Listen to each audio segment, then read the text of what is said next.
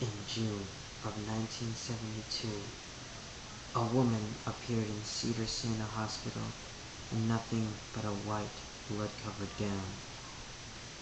Now this in itself shouldn't be too surprising, as people often have accidents nearby and come to the nearest hospital for medical attention. But there were two things that caused people who saw her to vomit and flee in terror. The first thing, that she wasn't exactly human. She resembled something close to a mannequin, but had the dexterity and fluidity of a normal human being. Her face as flawless as a mannequin's, devoid of eyebrows and smeared in makeup. The kitten clamped on her face so unnaturally tightly around it, to the point where no teeth could be seen.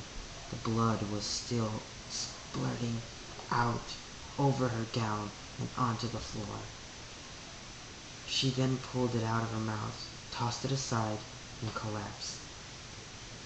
From the moment she stepped through the entrance to when she was taken to the hospital room and cleaned up before prepped for sedation, she was completely calm, expressionless, and motionless. The doctors thought it best to restrain her until the authorities could arrive, and she did not protest. They were unable to get any kind of response from her, and most staff members felt too uncomfortable to look directly at her for more than a few seconds. But the second staff tried to sedate her. She fought back with extreme force. Two members of staff had to hold her down as her body rose up from the bed, that same blank expression. She turned her emotionless eyes towards the male doctor and did something unusual. She smiled. As she did, the female doctor screamed and let go out of shock. The woman's mouth were not human teeth, but long, sharp spikes, too long for her mouth to close fully without causing any damage. The male doctor stared at her for a moment before asking, "What the hell are you?"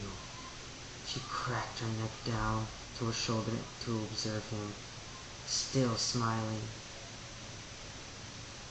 There was a long pause. The security had been alerted and could be heard coming down the hallway. As he heard them, she darted forward, sinking her teeth into the front of his throat, ripping out his jugular and letting him fall to the floor, gasping for air as he choked in his own blood. She stood up and leaned over him, her face coming dangerously close to his as the light faded from his eyes. She leaned in closer and whispered in his ear, "I am God." The doctor's eyes filled with fear as he watched her calmly walk away to greet the security men.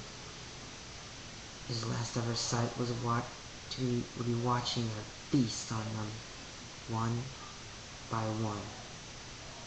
The female doctor who survived on the incident named her the Expressionless. There was never a setting of her again.